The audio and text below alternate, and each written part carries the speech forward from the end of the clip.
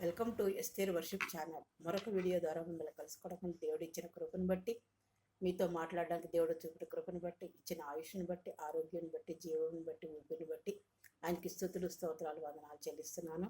మరి Easter, good Friday, Easter, పునరుద్ధార పండుగల్లో మనము ఎంతో సంతోషించినాం, దేవుడిని మహింపరిచినాం. మీరు కూడా దేవుళ్ళు ఆనందించారని నమ్మి స్తుతిస్తున్నాను. ఆయన పునరుద్ధార శక్తి బలాలని మనం ఈ సంవత్సరం పొందుకుని ముందుకు సాగిపోవాలని కోరుతున్నాను. మనం సిలువుపై ఆయన మాట్లాడిన 7 మాటలు ధ్యానిస్తున్నాము. 3 మాటలు చెప్పుకొని ఉన్నాము. మొదటి మాట, ఆయన సిలువు బలియాగమై సిలువు రానుపై ఉండి ఆయన మాట్లాడిన మాటలు, తండ్రి వీరేమి చేస్తున్నారు, వీరెవరు కనుక వీరు క్షమించమని వాళ్ళ మాట్లాడినట్టు మొదటి మాట చూస్తున్నాం. రెండవది దొంగతో మాట్లాడినట్టు చూస్తున్నాం. మూడవ మాట తల్లిని తన స్నేహితుడికి అప్పగించినట్లుగా చూస్తున్నాం. మరి 4వ మాట, ఏలి ఏలి లామా సబక్తాని అని ఆయన బిగ్గరగా కేకవేసరి ఆయన మాట మనం చూసుకుందాము. చిన్న ప్రార్థన చేసుకున్నాం. అత్యంత మహాపరిశుద్ధుడు, ప్రేమమేడు, కృపామేడు, దయామేడమైన ప్రభువ, మీ అపరించి పాదములకు లెక్కలేని స్థుతులు స్తోత్రాలు వదనాలు చెల్లించుకుంటే మీ పాసనకు వచ్చిన ఆయన ఈ 4వ మాటను వివరించడానికి నాకు జ్ఞానం సరిపోదు. మీ జ్ఞానం అనుగ్రహించి ఆత్మ ద్వారా నాతో మాట్లాడి, వినుచున్న వారితో మాట్లాడి నేను మమ్మల్ని బలపరిచి మహింపదమని యేసునామములో ప్రార్థించి అడుగుతున్నాం తండ్రి, ఆమేన్. ఆయన సిలువుపై 4వ మాట మాట్లాడుతున్నారు. ఏమనంటే, అప్పుడు మధ్యాహ్నము ఇంచుమించు 3 గంటల వరకు ఆయన సిలువుపై ఉన్నారు. దేశమంతటి కూడా చీకటి కమ్మినట్టుగా చూస్తున్నాం. ఇంచుమించు 3 గంటలప్పుడు యేసు ప్రభువారు తండ్రితో ఇలా మాట్లాడుతున్నట్టుగా చూస్తున్నాం. ఏలి ఏలి లామా సబక్తాని అని బిగ్గరగా ఆయన కేక వేసినట్టుగా అక్కడ చూస్తున్నాం.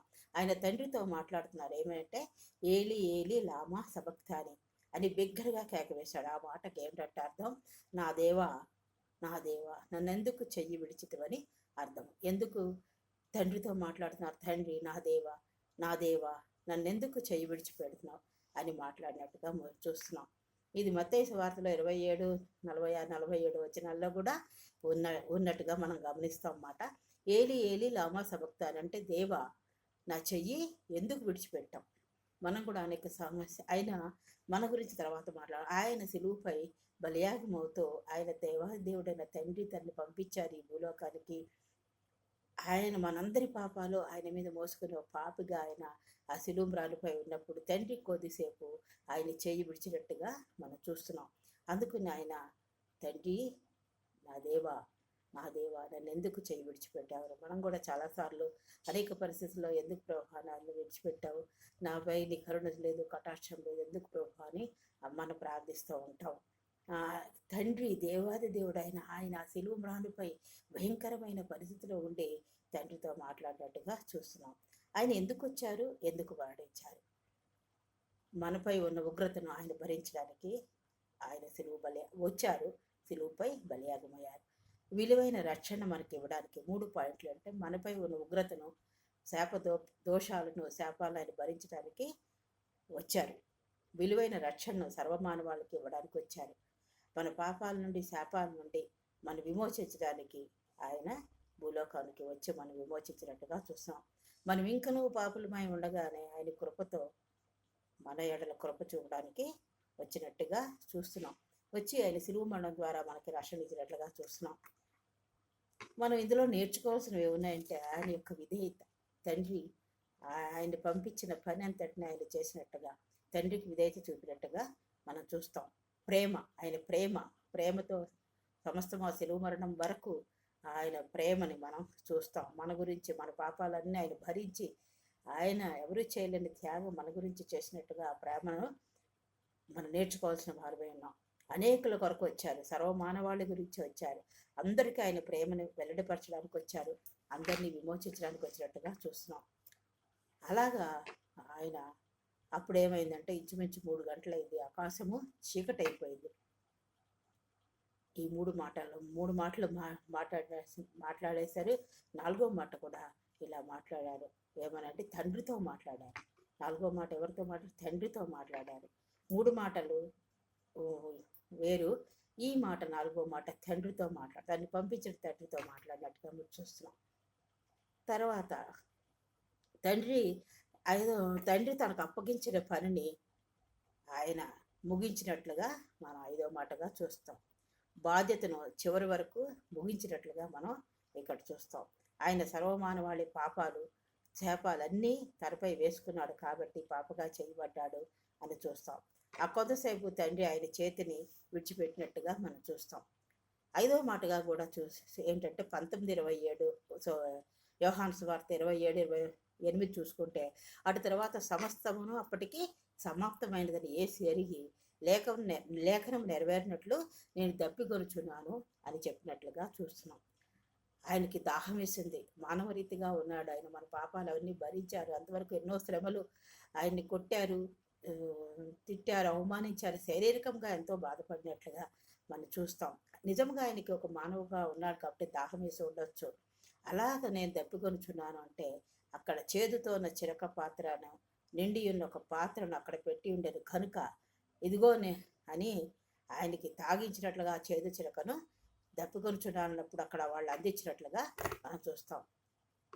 వారు ఏం చేశారో ఒక స్పంజి చిరకను నింపి సోపు పొడకను దానికి తగిలించి ఆయన నోటికి అందించినట్లుగా చూస్తున్నాం. ఆయన సమరయస్త్రీకి నీళ్లు ఇచ్చారు. దప్పికొనుచున్నాను, సమరయస్త్రీ తాగడానికి నేను ఇచ్చే నీళ్లు జీవజలపు ఊట అని చెప్పినట్లుగా చూస్తాం.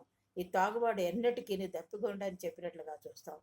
ఆయనకిచ్చు నీళ్లు నిత్యజీవముకై వానిలో ఊరడి నీటి బొగ్గగా అని చూస్తాం. జీవజలం ఊట అని చెప్పినట్లుగా చూస్తాం. 69 కీర్తన చూసుకుంటే, నాకు దప్పి అయినప్పుడు వాళ్ళు చేదు చిరకనిచ్చినట్టుగా త్రాగనిచ్చిని, నన్ను పట్టుకు అని చూసినట్టుగా అని చెప్పినట్లుగా మనం చూస్తాం. ఇక్కడ శారీరక సంబంధమైన దప్పి కాకుండా ఆత్మీయ సంబంధమైన దప్పిక అని చూస్తున్నారు. అంటే ఆత్మల్లో మనం ఎదగాలని, అనేక మంది ఆయన తెలుసుకోవాలని, ఆయన యందు విశ్వసించాలని ఆయన ఆత్మల దాహం కలిగి ఉన్నట్టుగా మనం చూస్తాం. ఆయన ఆత్మల దాహం కలిగినాడు. మహా జలరాశుల నుండి నీళ్లు సముద్రాల్లో సృష్టించిన సృష్టికర్త అయిన దేవునికి ఆయన దప్పిక తీర్చుకోవడం చిన్న మాట ఏమి కాదు. కానీ ఆయన సిలువుపై మన కొరకు సమస్తాన్ని భరించారు కాబట్టి ఆయన దప్పిగొనుచున్నాడు. ఆత్మల యందు దప్పిగొనుచున్నాడు. కాబట్టి మనం ఆత్మల యందు మనం కూడా దప్పిక కలిగి ఉండాలి. మన కుటుంబంలో ఉన్న వాళ్ళ గురించి మనం ప్రార్థన చేయాలి. మన శాపాలు దోషాలన్నీ భరించారు కాబట్టి ఆయన సిలువుని జ్ఞాపకం చేసుకుంటూ సర్వమానవ వాళ్ళ రక్షణ కొరకు ఆయన వచ్చి ఉన్నారు కాబట్టి ఆయన మన జ్ఞాపకం చేసుకుంటూ ఆయన దప్పికొని ఉన్నారు అని చెప్పినట్టుగా ఆత్మల యందు దాహం కలిగి ఉండాలని మనం కూడా ప్రార్థన కలిగి అటువంటి ప్రార్థనలో ముందుకు సాగిపోవాలని యేసు ప్రభు వారు 7 మాటల సిలువపై మాట్లాడారు. 5 మాటలు మనం ధ్యానించుకున్నాము ఈ సాయంకాల సమయంలో. కాబట్టి మనము క్షమాపణ కలిగి ఉండాలి. క్షమాపణ గుణము కలిగి ఉండాలి.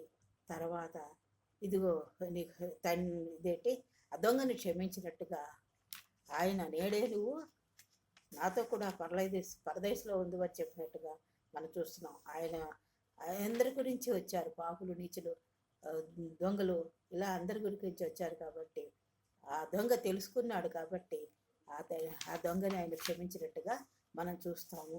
తర్వాత తల్లిని తన శిష్యుడికి అప్పగించినట్లుగా చూస్తున్నాము. తర్వాత ఇప్పుడు చూసుకున్న మాట ఏలి ఏలి లామా సబక్తాని అని తండ్రితో మాట్లాడినట్టుగా చూస్తున్నాం. 5వ మాటగా మరి సమస్తమును అప్పటికి సమాప్తం. ఆయన్ని పంపించిన పని తండ్రి భూలోకానికి ఆయన పంపించిన ఆ సమస్తాన్ని ఆయన నెరవేర్చినట్టుగా మనం అక్కడ చూస్తున్నాం. దప్పిగొనుచున్నాము అన్నట్టుగా పలికినప్పుడు దప్పిగొనుచున్నాను అని ఆయన చెప్పినప్పుడు చేదు చిరకను ఆయనకి ఇచ్చినట్లుగా చూస్తున్నాం. ఆయన ఆత్మల యందు దప్పిక కలిగి ఉన్నాడు. ఈ సాయంకాల సభలో మనం కూడా మరి యేసు ప్రభు వారిని మాదిరిగా పెట్టుకొని ఆత్మల యందు మనం కూడా దాహం కలిగి అనేక ఆత్మల గురించి ప్రార్థించి భారం కలిగి ఉండాలి. రేపటి దినం 6, 7 వచనాలు కూడా మనం చూసుకుని ముగించుకుందాము. దేవుడు మిమ్మల్ని అందరినీ దీవించుగాక. నన్ను ప్రోత్సహిస్తూ బలపరుస్తూ ఆదరిస్తూ నడిపిస్తున్నందుకు మీకు అందరికీ నా వందనాలు. మీరు సబ్స్క్రైబ్ చేసుకోవాలని, లైక్ చేయాలని, నన్ను ప్రోత్సహించాలని, నన్ను బలపరచాలని నాకు ఇచ్చిన ఈ జీవమును బట్టి, ఊపిరిని బట్టి ఆయనకి నేను ఒక సాక్షిగా ఈ చిన్న పరిచర్య చేయాలని ఆశపడుతున్నాను. కాబట్టి నన్ను ప్రోత్సహించాలి, బలపరచాలని కోరుతూ ఈ వాక్యాన్ని ముగిస్తున్నాను. మరి మేము అన్ని టెస్టులకి రివ్యూకి వెళ్ళినప్పుడు కూడా అన్ని నార్మల్ వచ్చాయి. దేవుడు చేసిన కృపను బట్టి, దేవుడు ఇచ్చిన నార్మల్ రిపోర్ట్స్ని బట్టి అయినంత వరకు సజీవ రేఖల్లో వచ్చిన దేవుడికి వందనాలు స్తోత్రాలు చెల్లిస్తూ నన్ను ప్రోత్సహిస్తూ బలపరచాలని కోరుతూ ఇచ్చిన వాక్యాన్ని నేను ముగిస్తున్నాను. ఆయన సిలువుపై మాట్లాడిన మాటలు మనం ధ్యానించుకుంటున్నాము కాబట్టి ఆయన యొక్క ప్రేమ కలిగి ఆయనలో ముందుకు సాగుకోవాలని కోరుతూ నేను ముగిస్తున్నాను.